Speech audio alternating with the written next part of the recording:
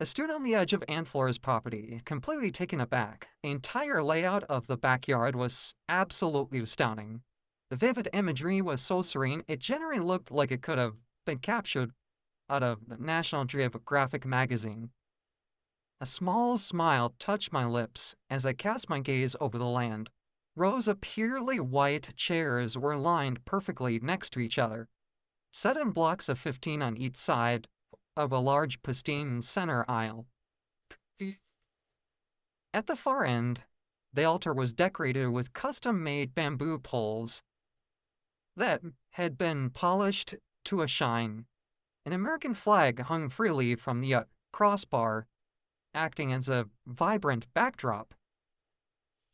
I can do this, I whispered softly to myself, watching the warm morning sun peek elegantly through the dense rows of the surrounding evergreens.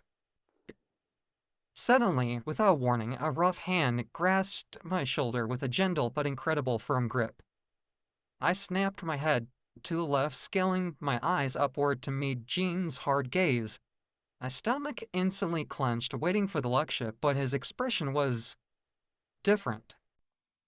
It may not always be in sync with you, or sometimes you act behavior. Gene began, his voice surprisingly level. But that doesn't mean I should be so strict all the time. You're a kid, and kids gotta learn from experience. I kept silent, my brain entirely short-circuited as I desperately tried to figure out what he was talking about. What experience? Gene gave my shoulder a hard, supportive squeeze. I know you've been going out into the forest at night and visiting the wolves, and I don't blame you one bit. I did the exact same thing when I was your age.